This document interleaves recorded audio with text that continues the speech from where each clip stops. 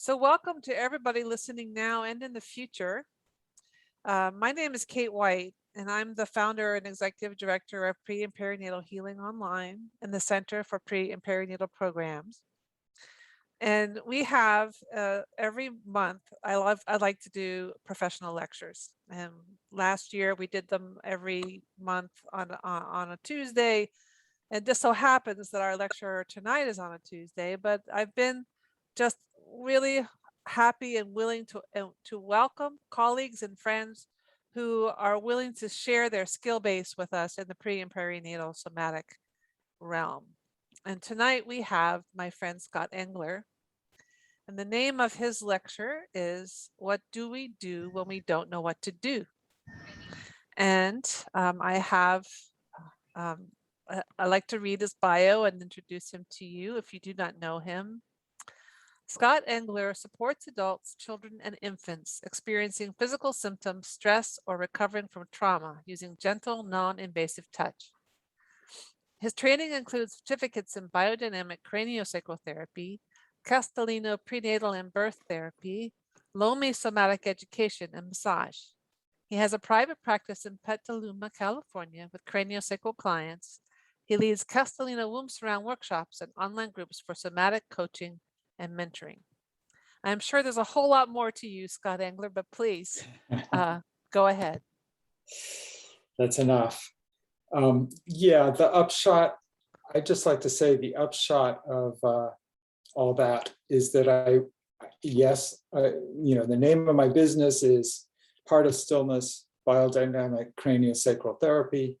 And it's not just hands-on on the table work that I do. I also work with people sitting up, basically whatever posture they need at the time. And in the womb surrounds, of course, that's what happens. In my experience, it's all contact work.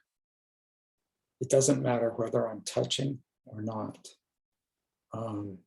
Working across space, even here with you, what I'm going to do in our time here is I'm going to do my best to drop in, be as embodied as I can. I hope you will too. And we create a field together where we're more and more able to sense each other, even through these devices we have here.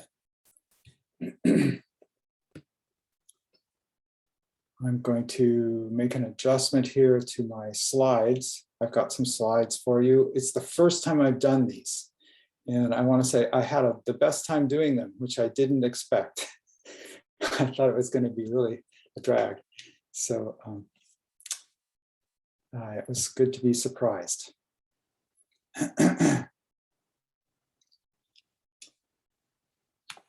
Oh, I do also want to add, I'll be drawing a lot from my own experience. So you're going to hear me talking about me.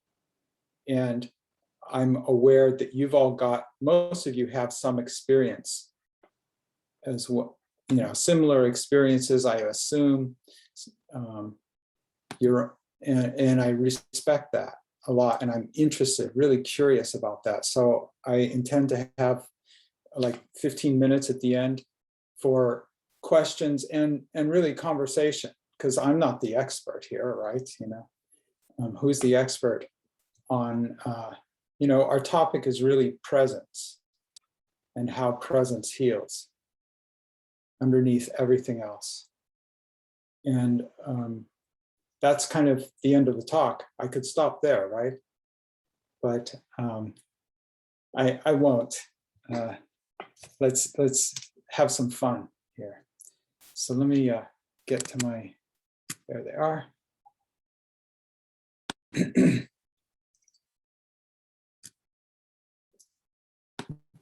Bear with me a moment.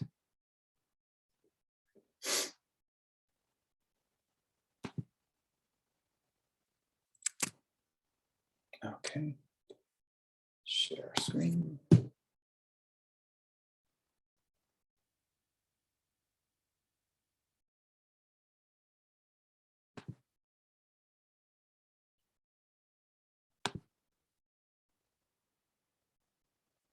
Okay, can you all see this? I hope. Feel free to, of course, use the chat window to let Kate know if you're having any trouble. And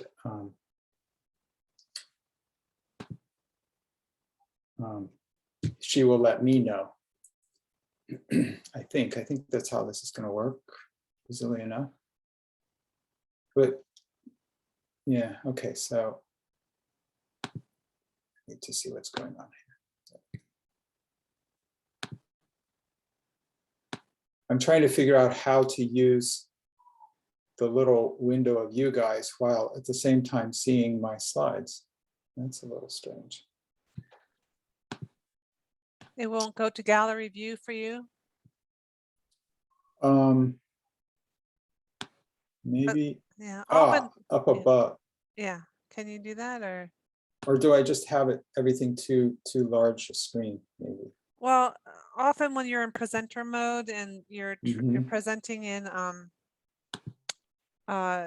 Zoom, you can't see everybody, but Yeah, I usually I expect that. I do gallery view and I can often see people, but yeah, I can see a few of you across the top, but it's not yeah, very many. So. a few of us is what you got. I'll use that. Okay, so you can see my first slide here. Yes, everybody? Good. So I'll go to the next one here.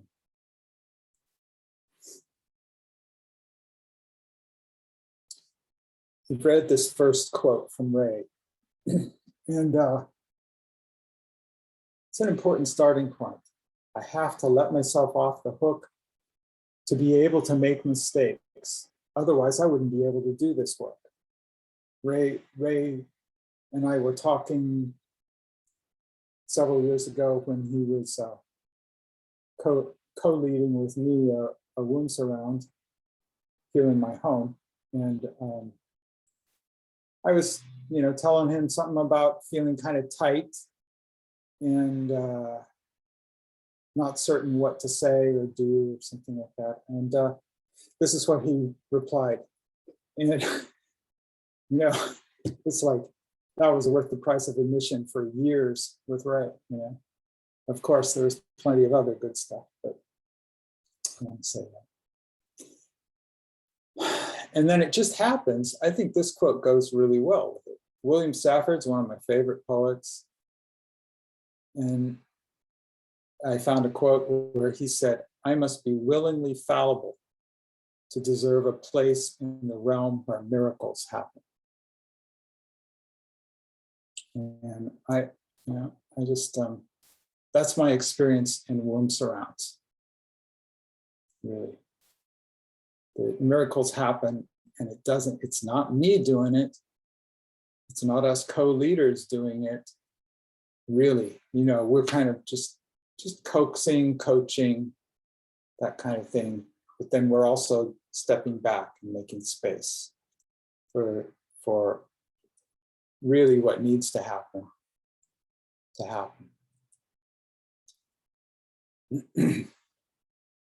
Okay, so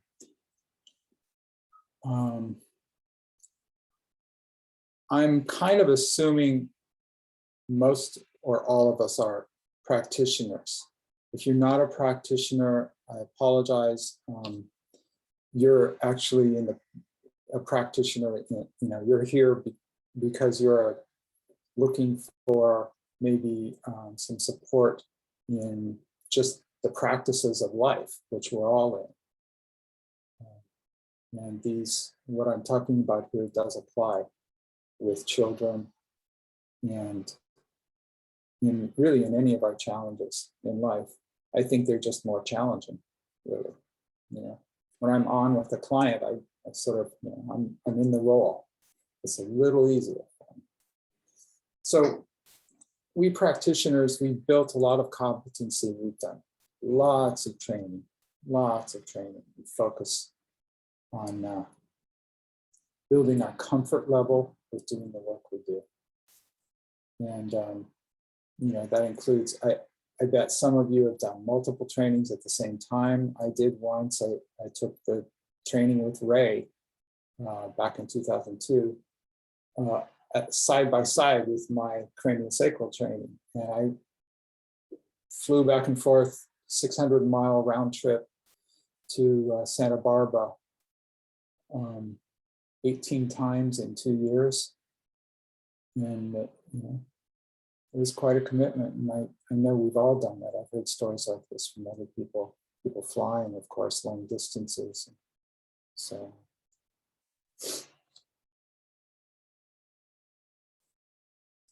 we're working along. Things are going well, right? Working along. Things go pretty much as expected most of the time. Going well. And then something unexpected happens. Somewhere along the way,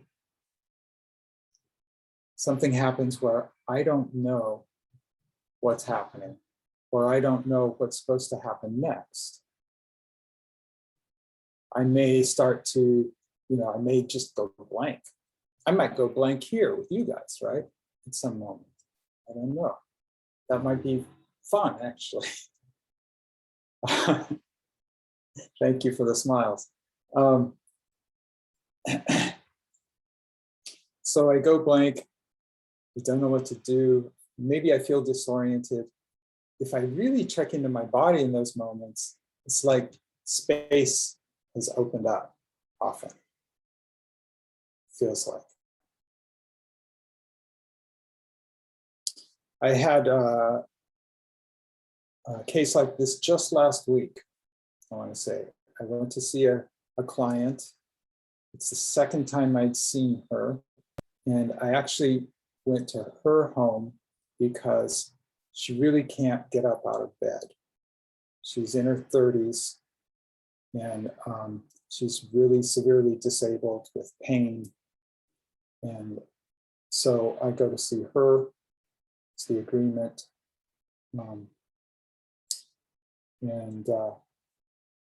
What happened last week was, as I noticed, she starts off telling me a lot of story.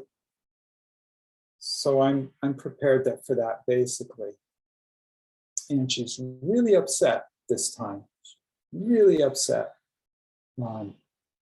Turns out that not only is she having trouble with the care from her parents that she needs, she's not feeling supported there, but her caregivers, she can't keep a caregiver. The caregivers, she says, don't have very good skills for being with her own challenges, and she has a strong personality. She expresses her needs clearly, and they have a hard time with that. And so they walk off the job, basically. And so she was just very depressed, actually. And I didn't know I was walking into this. And at one point, she just says, I don't want to live anymore. And she was serious. As far as I could tell, it was really serious. And that caught me by surprise. But it also perked my ears up. And I was like, okay, Scott, pay attention. And it was very clear. I went in there expecting to do hands-on work. It was very clear we might not do any hands-on work. We did in the end, but I'll tell you more about that later. So this happened. Big space opened, and the question becomes, what to do then? When, I'm a craniosacral therapist, but I don't get to do craniosacral therapy. What's going on here? So this is just my presentation of what I felt like inside, even though outside I might look, like, okay, I'm here, I'm on.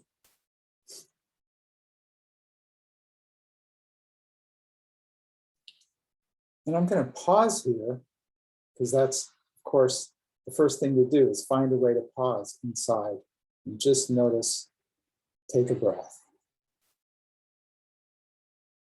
And I'm going to take a peek at the chat. Are any of you recognizing what I'm talking about? I want to hear from some of you. Even just a thumbs up, but is this in sync with anybody's experience here? That's what I'm describing.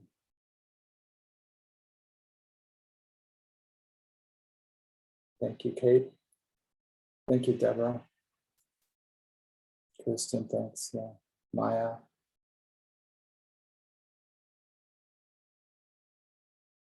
Yeah, call up my teachers. Yep, I've done that.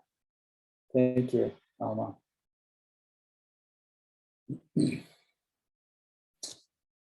So,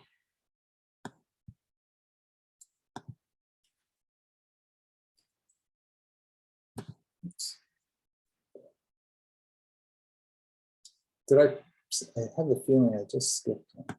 Did I? No. Yes. So, in this moment of pausing, taking a breath, sometimes just right away, I notice I have an agenda. Now, I've done that sitting with my hands on somebody in a craniosacral session, and the challenge that shows up for me is, I don't know what I'm feeling. Something's happening or nothing's happening. It feels to me like, whoa, really nothing's happening. They taught me in my biodynamic course that it'll feel like nothing's happening, but really nothing's happening. This client's system's super tight.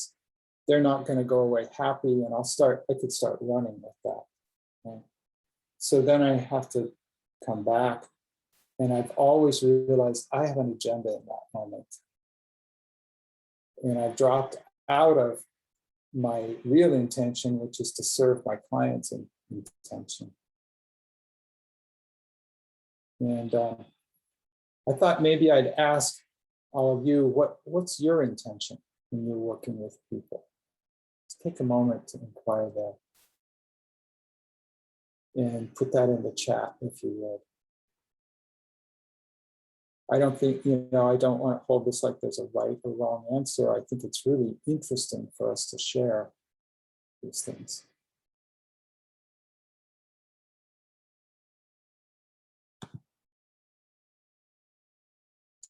Yeah.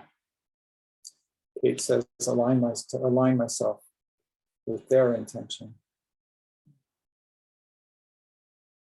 Let that which is of highest good manifest. Support the client's intention. Yes. Yeah, those,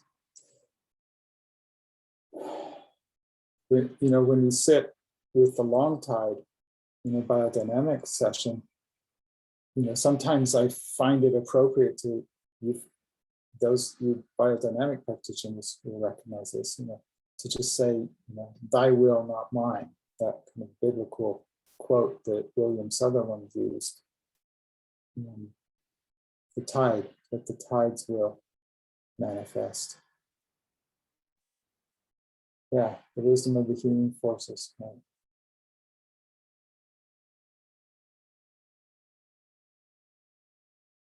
Yeah, holds that I like, and that might be an agenda. Right, thanks, Kate. Yeah, good noticing for us. Yeah. I'm not here to fix, just to support. Great, thank you. Beautiful arises. Who really knows? Thanks, David. Yeah. Okay, so I think we're all, I don't know why you guys are here. This is what I'm talking about. But I think we can have an interesting conversation, perhaps, that follows.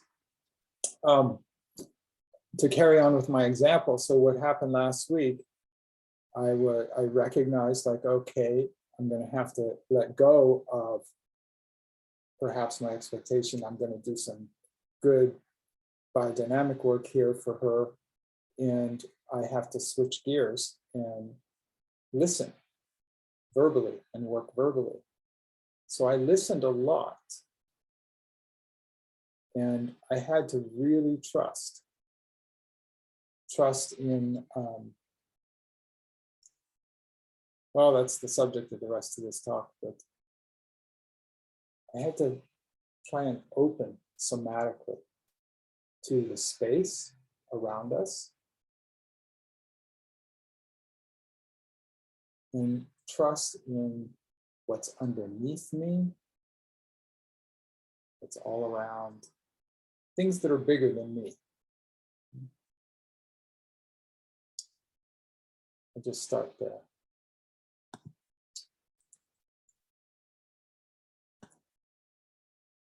Now, Robert Hall, this is a quote from Robert Hall. He is how I got interested in this topic. Way back in 1993, he was teaching in the Lomi School along with his partner, Richard Strozzi Heckler, and here in Petaluma. And I was just blown away when Robert started teaching about how he learned to look for this place. So I'll just read the quote. Not knowing will always show up. Not knowing will always show up. Blank spaces where I don't know what to say or do. I have learned to listen to this emptiness. In fact, to seek it out. Now, Robert had a very deep spiritual foundation underneath him, underneath his work, as did Ray Castellino. And in fact, they knew each other and belonged to the same spiritual community. So that depth was so attractive. And I trusted that beyond anything else that Robert taught me. And then I was just curious. I just became curious, like, what does he mean? How can this be? How can I learn to trust this? Because I grew up, I have a master's degree in a very academic master's degree. I studied Greek and Latin as an undergrad, and then in graduate school branched out into Celtic studies, was studying medieval Irish, was in comparative literature department at Berkeley. I thought I was on my way to a PhD and being a professor in front of a blackboard.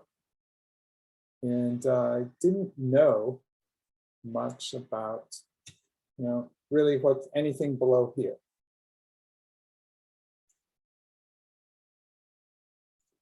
So by the time I met Robert, I was ready. I was really ready. I was in some big breakdowns in my life, and I needed some new learning. And the learning about somatics that I received at the Lomi School put me in the direction that brought me here with you all today, brought me to Ray and to Michael Shea, my craniosacral teacher.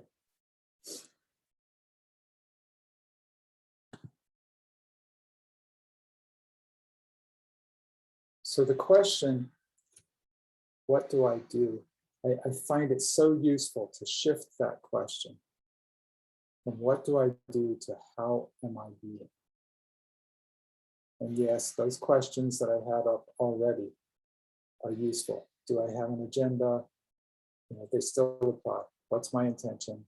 How open am I in the moment? I've learned to value openness in these challenging situations. So how am I being? In that, my example from last week, I think I referred to this in a way, implied I had to drop more into my body, which I just want to say something right here. let's all do this together right now, just sitting wherever we are. I assume we're all sitting. And a little bit later, we'll have an opportunity to stand too, if you can do that. Do some practice of standing, but just sitting. Now, can I feel my verticality from the weight of my body on my seat to the crown of my head? There's gravity. I can line up to gravity through feeling my weight here. And that's a good thing. Line up to gravity. So I'm in alignment with the planet. And then naturally, my body knows how to rise up. Even with that force of gravity drawing me down, right? So you've got these two forces going on at the same time. And then I can notice, through noticing my verticality, am I leaning forward? Am I leaning back? How am I being? These simple somatic clues can be clues to my whole somatic state, which could be like, oh, I'm really anxious about this session. I'm really anxious about this challenge with this client. Fill in your blanks with your own words. Or, I'm not up for this. I want to get out of it as soon as fast I can. Can you see how I'm leaning back a little bit? No? Thumbs up, anybody? Can you see? I'm trying to lean back a little bit, but I don't know. Maybe I should exaggerate more. Ah.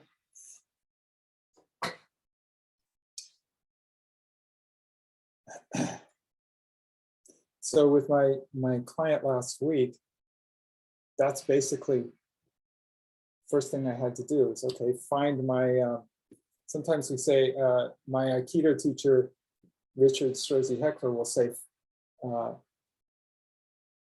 watch your 6 o'clock or find your 6 o'clock, which I think is an old military term. I'm not sure, but it means, yeah, somebody knows. Joanne looks like you know. It means really find your vertical line. I don't think it means stand at attention, but it means find your vertical line. Are you balanced? Am I balanced? So that's really what I was doing with my client. One of my first steps after my breath. It's like, oh, okay. Find neutral here.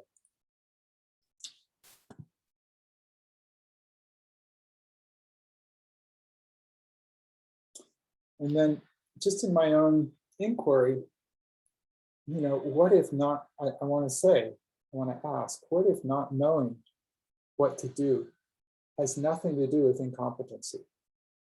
We could go that direction, but we don't have to. What if instead it suggests that we, including God, are right where we need to be? I don't mean to be naive. There are times when it's like, whoa, okay, I need to get help. I need to get support. I need to look this up. Something like that. So we have to discern. But there are lots of times where what I'm talking about happens, and my job is just to slow down and open.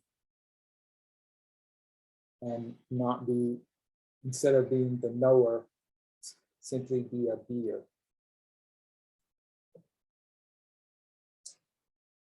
So this question about being, yeah, I like this, how dropping from knowing to being opens my attention. How am I being? Opens my curiosity. And what helps me is, I would say here on the left there, interoception. So that's noticing my sensations internally. By that I mean temperature, pressures, streamings, flowings, shapes that show up. It's kind of hard to find the words for some of them, and that's okay. We can't know words for all those things. That gets us caught up in knowing again, labeling and identifying, pinning them down. But actually we're a mystery inside in this inner space too. Also, there's a lot to know and there's a lot that's a mystery. So I value respecting that mystery. And then as I do that, I get more comfortable in my skin. Right? And this is one of the things I learned to do through meditation practice, a very somatic meditation practice like Vipassana. And by getting comfortable in my skin, then I start to notice, it's easier to notice my shape in space, how I take up space, how I fill space. And that's valuable, that's useful. And then, of course, I drop into a more aware state where through my sensations are naturally, biologically designed to help me be aware of the world around me. So, I was practicing this morning. I was kind of nervously working on my slides this morning, worrying like, okay, am I going to get this done in time or not? Am I going to have to cut it short? Took a pause at some point, stood up, did a little somatic practice, and I noticed, oh, there's a bird out there in the tree out there doing its thing. And I love the birds in the trees, So that was a plus for me, just to notice that. And I wouldn't have noticed it if I hadn't been really dropping in just very simply through my sensations. So I call this I've learned to call this the feeling self. That's not my term, but somatic state, feeling self. The thinking self is not who we are. We are also a feeling self. And I always feel like, oh, there's more of me here.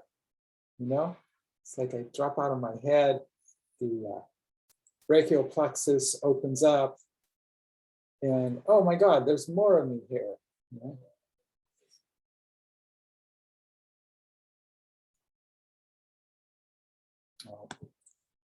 I keep thinking the right arrow is going to move it, but instead I have to click. So what I'm really talking about is somatics, of course, you know this. I see something happening on chat. Okay, Paul's having trouble. I'm talking about the value of somatics for us as practitioners, for our own support. So I'm not just talking, so, it's my perception, I don't know if I'm right or wrong, that somatics has caught on in therapeutic work, which is a good thing. I'm really happy about that. And it can easily be turned into a formula. I don't know if I'm right, but it sounds like that sometimes to me, where really I'm looking at what I've been taught as kind of like, techniques and tricks, somatic things that my client should do, or I'm going to do with my client on them, but I'm not yet getting how, oh, I need to take on somatic practices just as a path, as a life path here.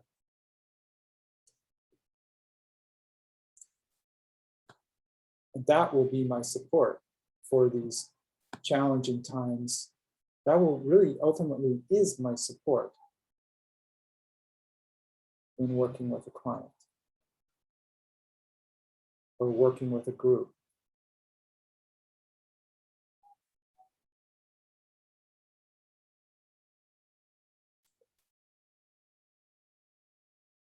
So as I say, a path requires practices. Oh, good. We're doing great on time. So I have some practices I want to demonstrate. So I'm going to stop sharing my screen at the moment, and we can go back to it when we're done. You can do these practices. Go back to gallery mode here. You can do these practices with me standing. Kate, would you just spotlight me here? You're spotlighted. Oh, I am now, okay. I'm gonna step back across the room and so you can see more of my body. And I'm gonna do some standing practices and talk through them a little bit. And then I'll come back to sitting, and maybe we can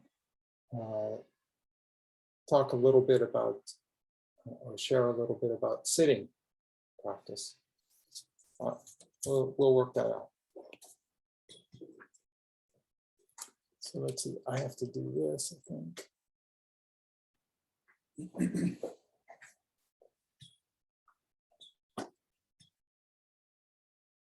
Okay, can you still hear me? Okay, good.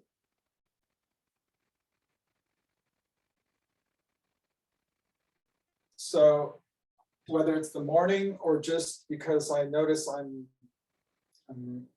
so in my head, I can't feel the rest of me. Great practice. There's the breath. On that exhale, really letting my weight just drop as much as I can, softening right down through the soles of my feet. I want to do that. Yeah, do this with me if you've got space for it. Now I'm going to do something that's a little strong. I'm going to spread my toes out, kind of 10 o'clock, 2 o'clock, bend my knees. Take care of your knees, of course. Do what's right for your body. And I'm going to imagine I'm picking up a thick bronze temple bell, shaped like a bowl.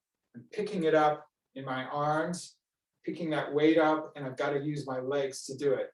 And my back is pretty straight, head over shoulders over hips. And just holding that to me and allowing that weight to help me drop, relax through my lower body, my legs, my support system, to the earth, to the floor, and through the floor to the earth. Just visualize that if you can for yourself. Breathing, opening to the sensations in the legs, feet and legs. And then I'm coming up, inhaling up. I'm just going to stand here a moment and let the sensations run. Feel that opening of aliveness.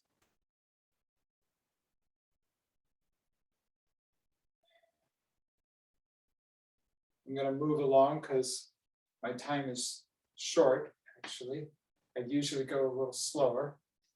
I'm going to do this one more time. Sometimes we do it 3 or 4 times in my Aikido dojo. Pick up that bell, hold it to my center, and then I'm going to drop maybe another inch.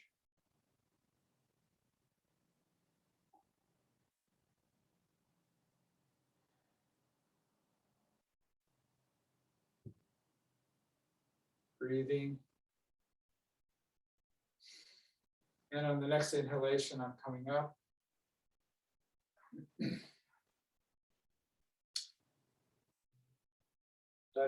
Letting those sensations run. Feel the streaming, whatever you feel. For me, it feels like streaming. This is a way of opening to our somatic aliveness.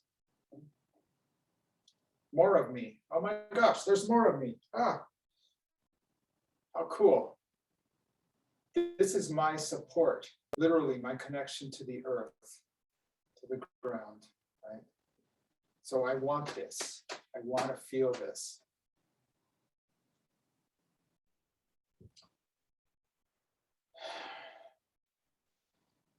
So next, I'm just going to turn my body from my center, from here, from Hara. Just going to turn and let my arms, let my shoulders go. I want to have my upper body be loose while my lower body is supporting me.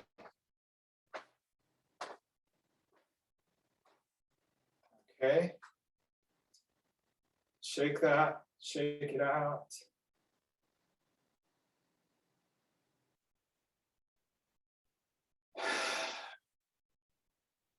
And maybe do a little bit of, there's a kind of a rowing feeling.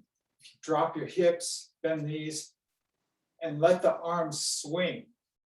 I'm not lifting them with effort, but just let them swing. But let the hands be alive. Be sensitive to the sensation of your hands in the air. You're like reaching out to touch the wall or the trees through the window opposite you. So there's aliveness running through your body from the ground, from the soles of the feet, out the palms of the hands. And pause in a moment.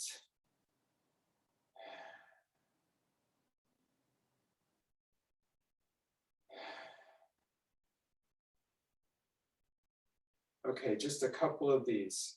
Coming up the center. Inhale, out, palms of the hands out. There's a mild stretch there. And coming back down, I'm bending my knees for a moment here. And then that's an exhalation down. Inhale up. I'm feeling the world, sensing the world around me. Third time, last time. Exhale.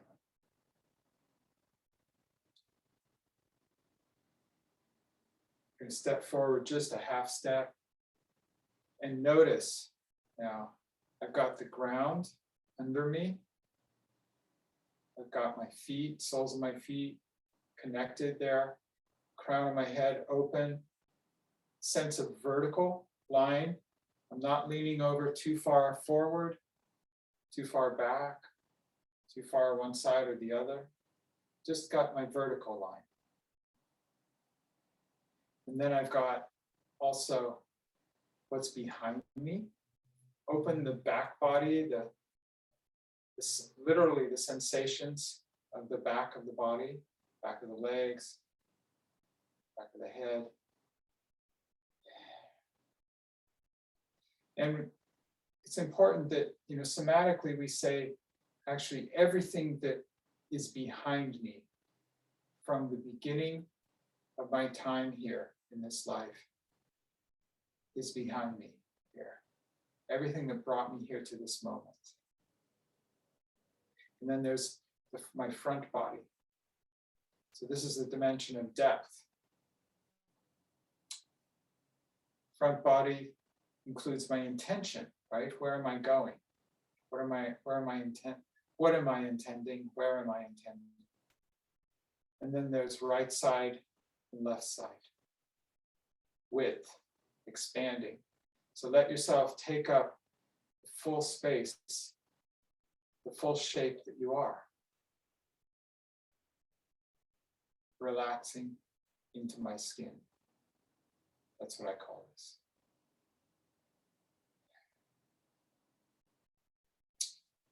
Not to be big and tough or something like that. It could look that way. I could get that way maybe, interpret it that way. But just to be the fullest human I can be in the moment.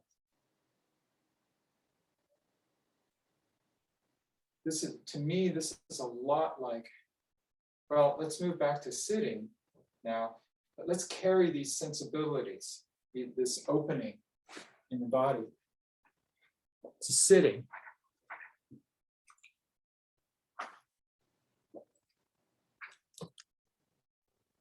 Thank you for joining me, all of you who are able. That was fun to be able to see you doing it with me. And those of you I can't see, maybe some of you are as well. So sitting here, having done that, can I bring the gifts, some of those gifts with me? And I want to remember, Ray Castellino had very similar practice that he called Mother Earth, Father Sky. So just sitting here, I can do this practice. Mother Earth, got that? What's below? Father Sky, what's above? He would say front and back. Got that? The dimension of depth. Right side, left side.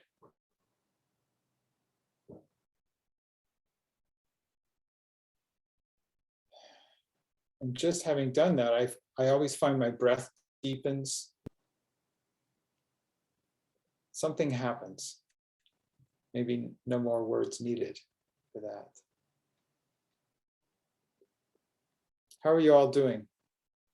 You hear? If you have a word to put in the chat, please, love to hear.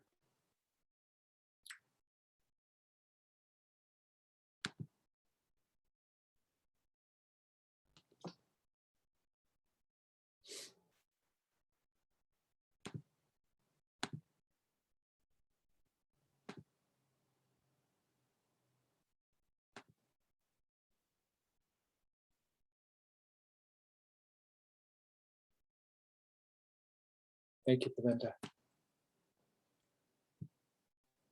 So I really want to stress the three-dimensional. I am three-dimensional. When I'm not in the feeling self, I'm usually, I don't know what dimension that is. It's a pretty special dimension, of course, what we can do with our minds, where we can go, how creative we can be. And I'm not necessarily present, and I need to be present, of course, with my clients, and especially when I've got these surprising, challenging moments showing up.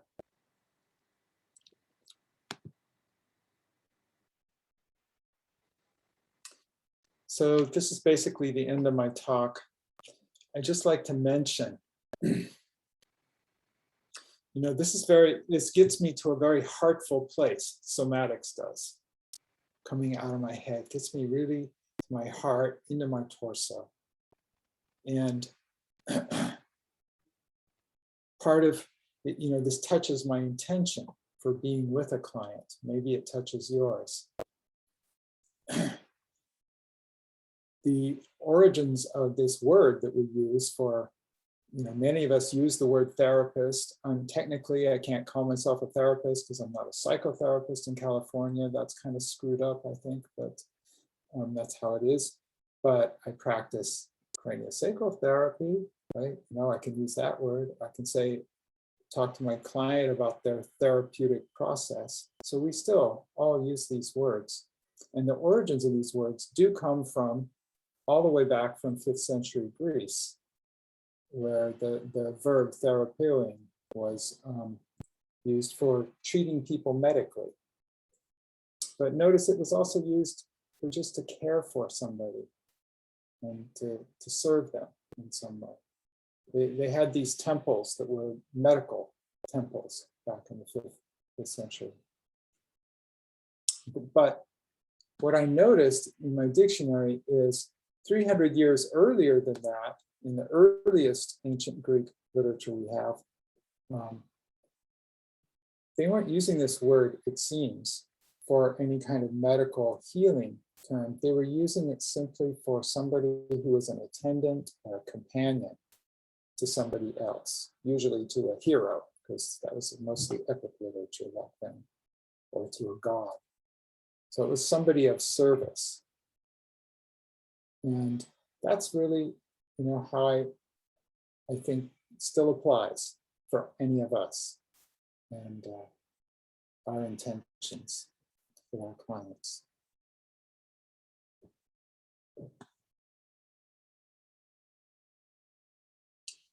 So I just want to finish with these poems.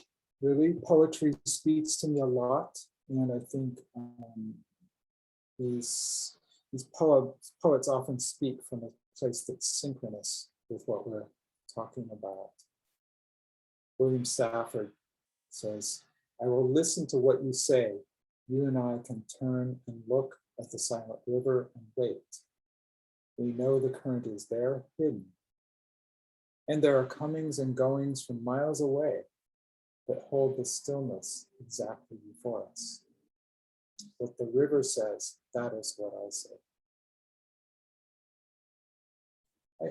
I relate to that when I'm with a client. Sometimes that's what's happening.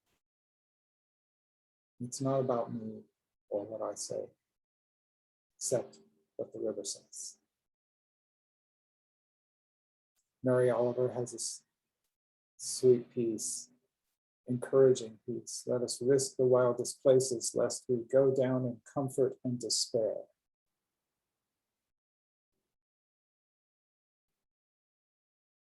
And I'm going to read the last, no, actually, no, I'm not. I guess I need you to see the rest of this. Okay, forget it. There's this poem I really like too, last one, called Clearing. Do not try, if you can, don't read it yourself. Don't go into your eyes, maybe relax your eyes. Let me do the reading and just listen through your ears. Do not try to save the whole world or do anything grandiose. Instead, create a clearing in the dense forest of your life and wait there patiently. Wait there patiently until the song that is your life falls into your own cupped hands and you recognize and breathe it. Only then will you know how to give yourself to this world so worthy of rescue. That gives me.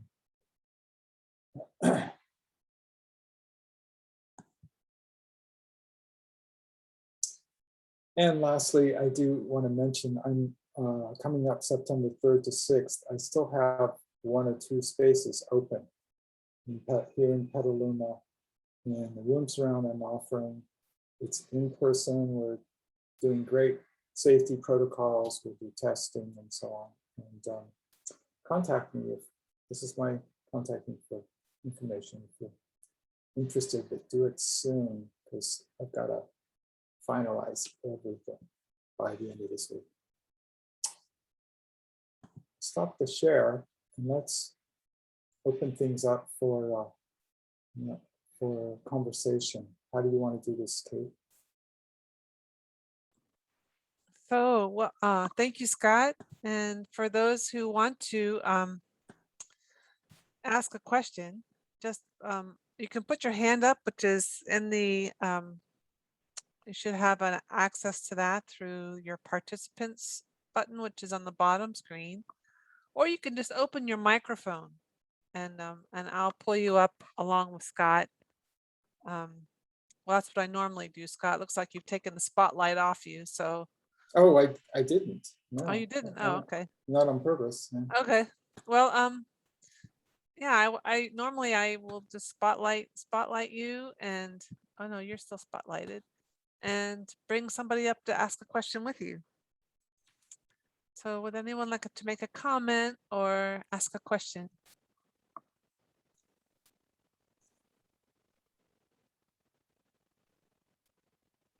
I'm really curious about your experiences, how you relate to this material.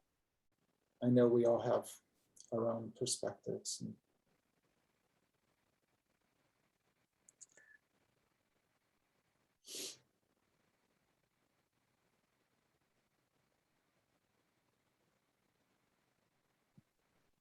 Belinda. Hi. Oh, Hi.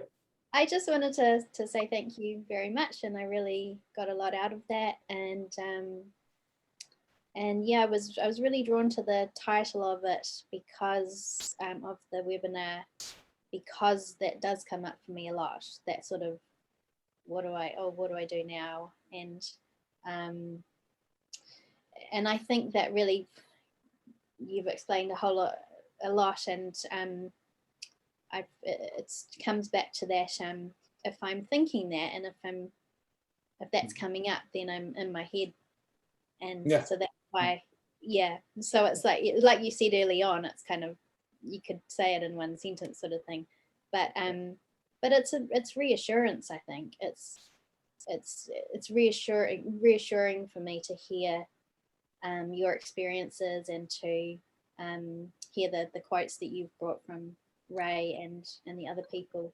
Just that it's part of it. Doesn't mean I'm not doing it right. It doesn't mean that I'm doing it wrong, or I'm haven't got the skills, or whatever it is that those niggly little voices try to tell me. But just to come back to the body, come back to my feeling self. So thank you. You're welcome. Thank you. Something I would say, oh, well, actually, I had one question for you. What is it you do where these experiences, what's your work or whatever? Yeah, I do. Experiences happen? Biodynamic craniosacral therapy. Okay. Yeah. Got it. I trained in Auckland with body intelligence. Yeah. Great.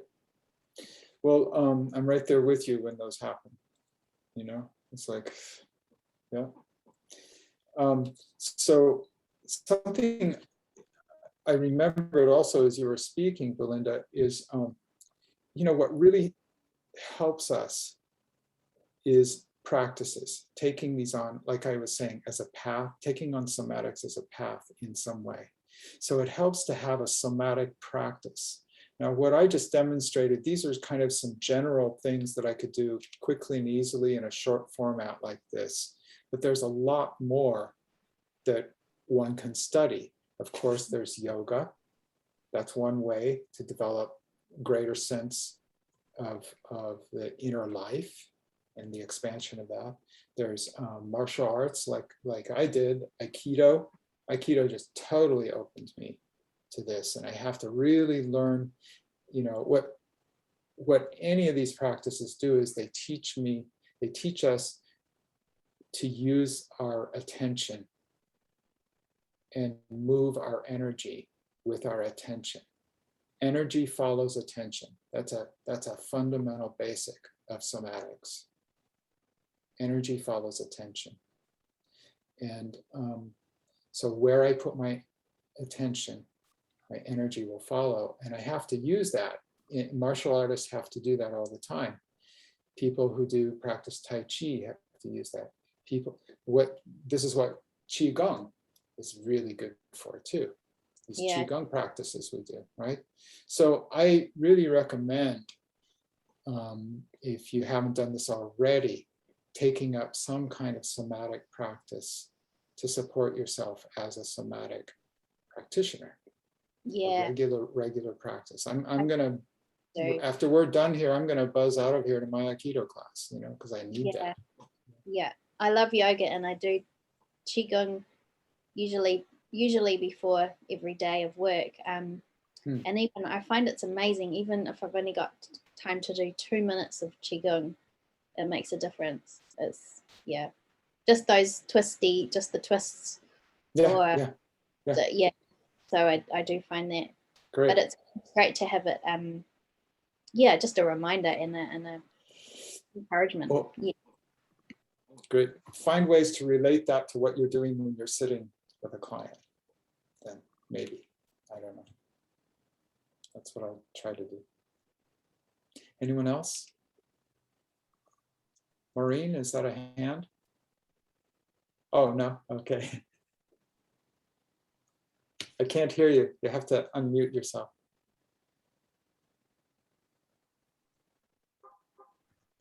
I was writing, but I'll speak instead. It's much better. Great. Yeah, great. yeah. The poetry, thank you. The poetry actually says it exactly. Yes. And it feels like what you've been talking about is It's beautiful and it's brave. And it's practical. It's all of those things. And it's very, very inspiring. Thank you. Thank you. Great words. Beautiful, brave, and practical. I like that combination. Thank you very much. Thank you. Thanks, Maureen. David. Excuse me just a sec. I have to close my shades. They're really good. Sunset's getting in my eyes.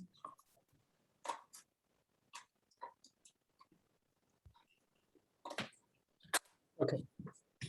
David. Two things, Scott. One thing is I just miss Ray so much and all that he taught. And but what strikes me most about this is, I guess partly because I've been around a while. We don't know. We do not know in this moment what is playing out. Is this a lifetime of this person? Is it a lifetime of me? Is it what happened last week? Is it ancestral? Is it some kind of karmic thing? And so this openness to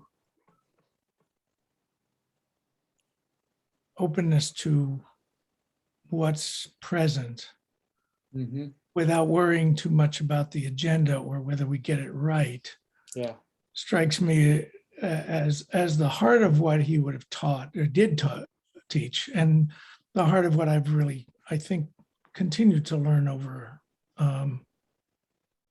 a lifetime of one kind or another of practice. So I do appreciate your touching on that, and sure, we bring all the skills and the techniques and the body stuff that we learned how to do, and we're still going to meet those moments when we simply don't know, and in service we do the best we can. So thanks. Let me ask you this, David. Do you relate to the question trust, around trust? What am I trusting, or how am I trusting? It's a toughie.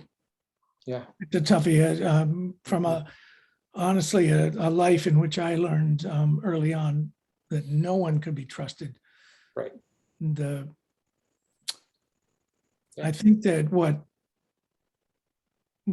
is probably true, I'm working on this now. What is probably true is that all that we are doing, all that we see, all this universe is somehow held. Yeah. Somehow held. And how that is, I can't pretend to be at peace about yet, but I think it's true. I think it's true. I saw a remarkable, I don't want to take up too much time. I saw a remarkable article about a photograph of a black hole swallowing a neutron star. No. And that event triggers gravitational waves in the universe. So we're all eating and being eaten up to the farthest reaches we can reach. So what do we do? What does this mean? Ray was big on curiosity, and I think that's the biggest thing he maybe taught was what's going on here? Yeah. What's this moment about? I agree. So thanks. Thank you so much. Thank you, David. The space, as you were speaking, I was thinking of space. You know, the closest I get to something that satisfies me is, oh, I can trust the space. Space, you know, I'm sitting there with my hand, you know, doing a cranial session. I consciously orient to space because space always seems still to me. Even if the molecules are moving, they're held in something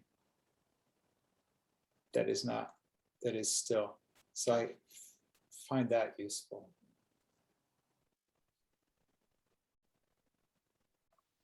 Anyone else? We're probably drawing to a close. Yes, we're a little bit past the time, so if you need Right. to leave, please feel free to go. But if there's one more comment or question, we'd be happy to entertain it.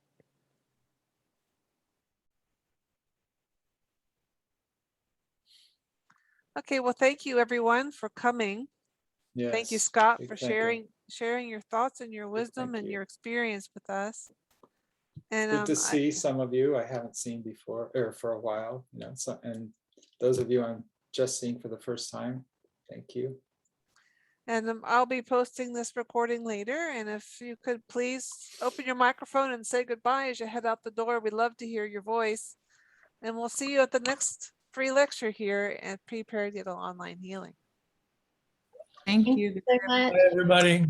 Thanks so Goodbye, much, everyone. Scott. Bye. Bye. You're welcome. You're welcome. Bye. Thank you.